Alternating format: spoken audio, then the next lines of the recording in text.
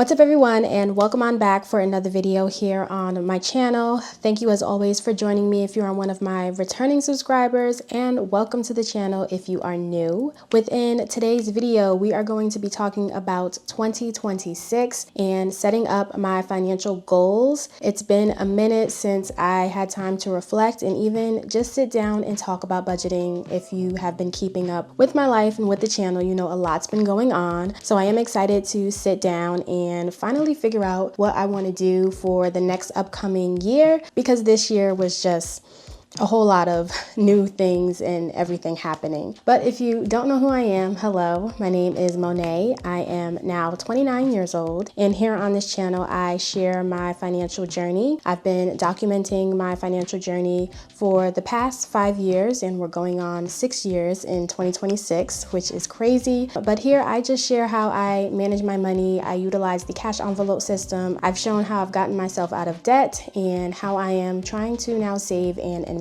So if you are interested in learning that type of content and you want to see my journey, become a part of the family, then please be sure to hit that subscribe button down below. We would absolutely love to have you, and be sure to hit that bell so that you are notified whenever I upload my next video. So as I said, like we do every new year, we are going to be talking about our financial goals that we are going to try and achieve for 2026. But before we get into that, I always feel like it's important to document any of the progress that we've made this year. So we are going to start by reflecting on the goals that we set at the beginning of this year to see what we achieved, highlight any of our accomplishments, and then we will get into what I am trying to do for 2026. So if you're interested in all of that, then of course, just keep on watching.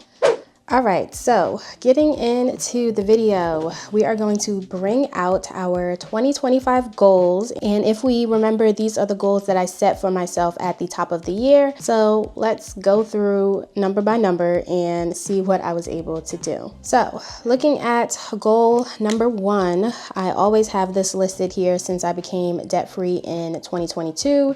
This is something that I want to remain, to stay consistent with, unless I am at the point where I want to buy a house or something like that. That's ideally probably when I'll go back into debt.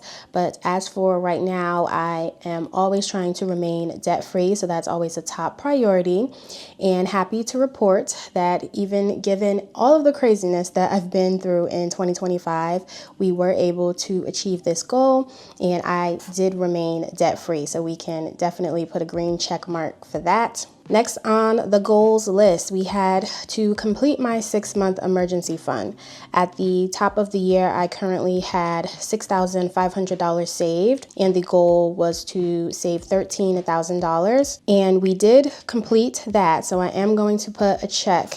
However, getting into 2026, there are some updates that I will share, but as for the goals with 2025, yes, we did complete the emergency fund of $13,000. Next, we are moving on to goal number 3, which was to continue to grow my retirement account, remain consistent with investments. So at the start of 2025, that was the first year I completed my Roth IRA, and I was able to max it out. So I wanted to do it again for the second time within 2025, but unfortunately, that was not something that I was able to complete, because once I left my job and we saw that I was unemployed, I'd had to prioritize what was, happening right now in my life. So I was not able to max out my Roth IRA. I believe I contributed about $3,200 for the entire year. So did about half, but I am going to put an X there because I did not complete that, but I am trying to get back on track with that come next year, now that we are employed again. So not going to beat myself up about it, and I'm just happy with whatever I could contribute. And the next part was capitalizing on my company's match for a 401k and possibly increasing it. So we all know I did leave my employer. So at the time that I was with them, I was capitalizing on my 401k, and I was given a raise at my old job, but it kind of took into effect after I left. So all in all, didn't really do that. I kind of half did it.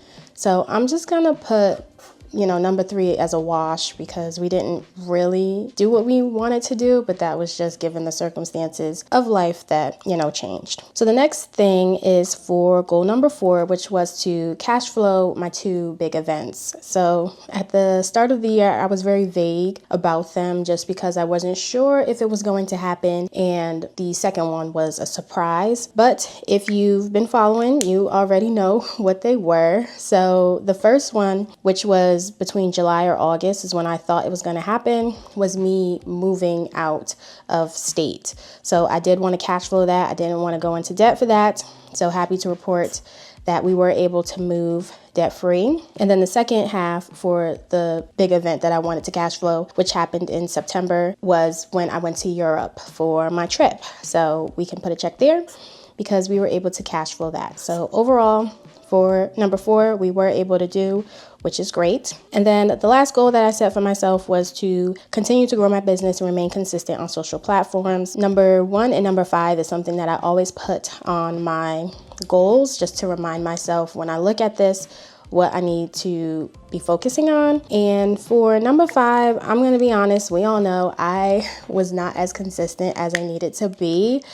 I was in a very downward spiral once I uprooted my life, left my job, tried to find a new one. So I did step away and I wasn't consistent. So we are going to put an X by that, but that is things that we can try to change for 2026. So overall, looking at my goals, happy that we did 3, and then these 2 is something that we can work on in 2026. But regardless, goals, even if you don't achieve them, it's still nice to put up there. It's just progress, practice, and you just work towards it. So now that we see how I did overall for my goals in 2025, let's go ahead and talk about some accomplishments that I did in 2025, because that is always good to see what you did, even if it feels like it wasn't much, because you will be surprised by the numbers. So let's get into that.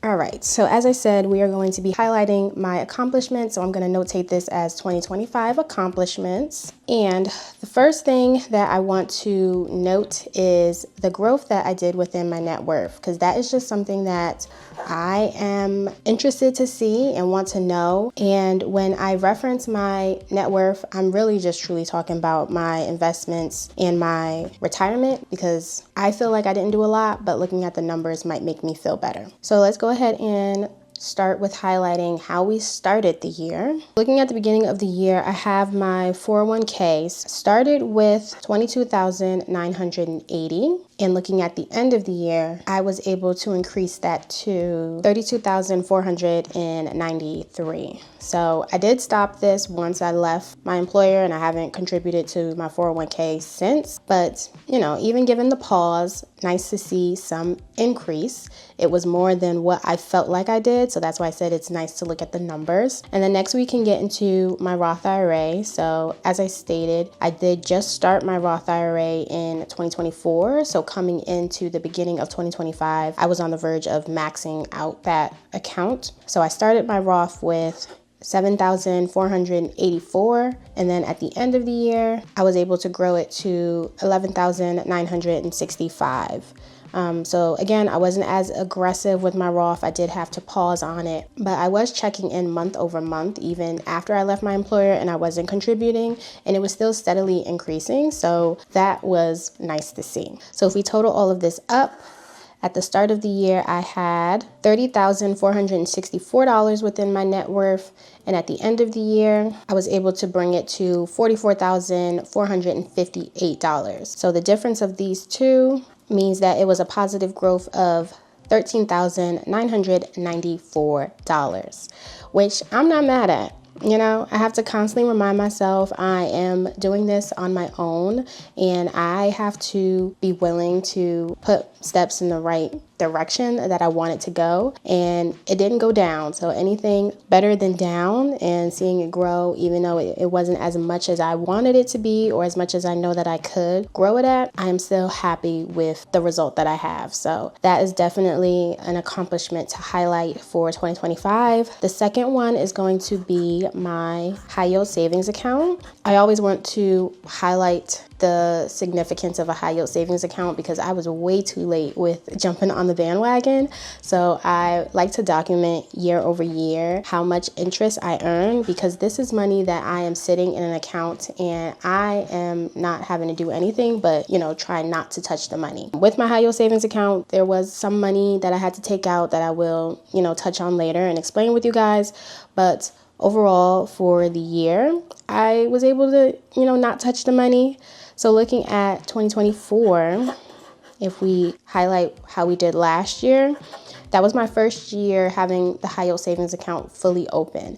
And I was able to earn interest of $795, which was great because, again, that's money I didn't really have to do anything to earn. I just kept it in the account. And for 2025, I was able to earn interest throughout the year of $1,146, which is just crazy. So yeah, definitely want to highlight that and explain the significance of a high yield savings account. I personally use Ally. You can check them out, but any high yield savings account is better than nothing. So be sure to look into that if you have not. And then for my last, number 3 of accomplishments, it kind of just encompasses everything that I've been through throughout the year. In terms of my business, I am happy to say that I rolled out my updated budget templates. That was definitely something for 2025 that I wanted to work on. So if you missed it, I did put out videos documenting the updated templates and how to use them. I now have a paycheck template, so you can budget by paycheck if you're paid bi-weekly or weekly. And then I also made some tweaks and updates to the monthly budget template. So I have both of them out. If you missed it, check it out. And thank you so much for the people who have been purchasing, because it was an overwhelming response, very nerve-wracking, as I said, because I made these templates by hand and I'm not very tech savvy, but I am surprising myself with how much I'm learning, and just wouldn't be possible without you guys giving me the motivation to do it. And hearing that you guys actually enjoy it is very, very nice. So thank you all. And then the other part of this was, of course, the big thing that I did in 2025 was moving out of state, finding a new job, and I am now starting the year in a new apartment. It was something at the beginning of 2025 that I wanted to do, but I really didn't think it was going to be possible. So to see it all play out, and I'm actually entering 2026 in a life and in a world that I didn't think was possible, it's just very, very nice. But overall, for these 2025 accomplishments, that is all I have, which I think is great. So now let's just go ahead and get into 2026 and what our goals are going to be for that. All right, so getting into our goals for the new year. Number 1, can we guess what it is going to be? We should all know. Number 1 is, of course, going to be remaining to stay debt-free. I already touched on this at the beginning, so we already know how important that is for myself and something that I'm going to motivate myself to do. So we can go ahead and move on to goal number 2, which is going to be to complete my 6-month emergency fund. So we saw that I did achieve that in 2025. However, with me moving, going to a new place, the rent is more. So of course that means my emergency fund now has to be increased to reflect all of the new changes and things that are happening. So I want to make sure that the new number that I'm working towards for my 6-month emergency fund can cover for any emergency that I'm dealing with right now. The change that I did with my emergency fund is that, if you recall, I did have a home fund that I was saving for. I believe I saved for that in 2024, and my home fund was basically like the down payment for my future home or whatever I was going to purchase for myself down the line. And there was a lot of things and instances that occurred while I was trying to move. I had to pay for the move. I had some car issues. So there was just a lot of unexpected money that I had to pay when a lot of good news was coming my way. It kind of like all hit me at once. So I did have to make the decision to dip into my home fund. And then once I dipped into it, I basically decided to just deplete it and put whatever was remaining into my emergency fund, since I knew I had to increase that goal. So currently, I now have saved $15,700. So I still kept the $13,000 that I saved for my emergency fund in 2025. And then the difference that now brings it up to the $15,700 was again the money that I transferred out of my home fund that was remaining to put into my emergency fund.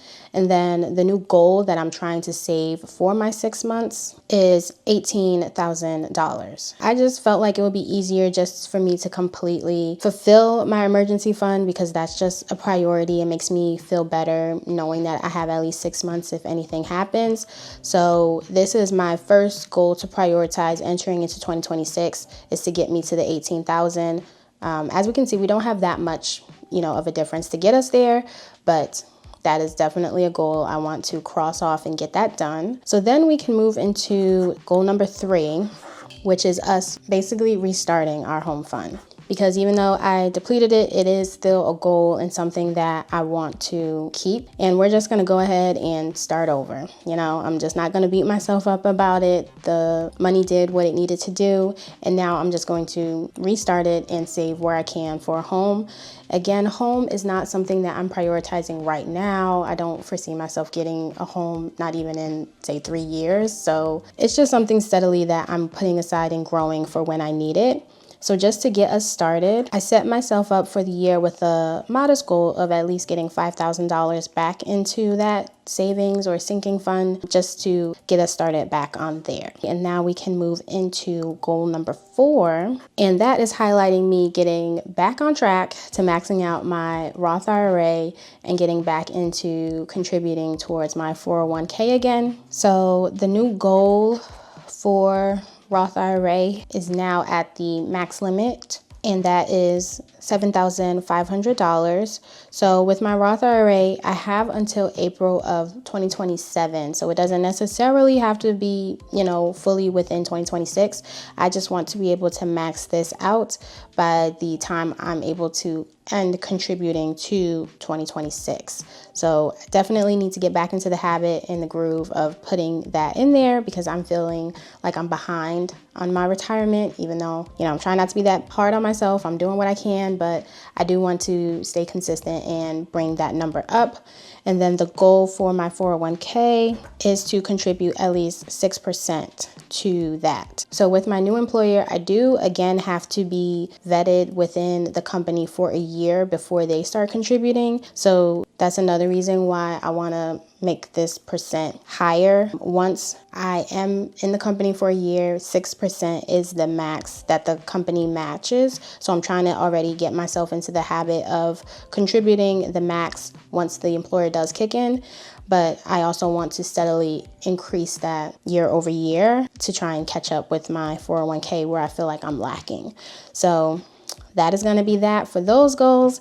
And then the last one is going to be the same as we always know, which is me trying to be consistent on my social platforms. And this is something that I really need to get back into doing because I find that whenever I am consistent and I'm, deep into the community and hearing what you guys say, it gives me the motivation to stay on track and do what I need to do. And I found that just within these couple of months that I took a break and stepped away, your mind is shifting. And I need to get back into the right mentality to put myself back in the right space to do what I need to do. So holding myself accountable, having to share my numbers with you guys, and trying to be just a good motivator to you guys to show what I'm able to do just allows me to stay on the right path. And that is really why I need to get back on these social platforms so that I do what I need to do. But for 2026, you guys, that is what I mapped out. It's really just a year of me trying to get back to where I was because as I said, I feel like I fell off. I feel like I'm losing myself a little bit and I want to get back to good habits and doing what I need to do. So that is what I have planned for 2026. Let me know down in the comments below what you guys are thinking for the year. Let me know what you think of my goals, if you think I should add anything. Always love hearing what you guys have to say. But as for today's video, that is all I have. So thank you all so much for watching. Be sure to subscribe, leave some comments, leave a thumbs up so I know that you are enjoying these type of videos. And I will see you all next time in my next one. Bye guys.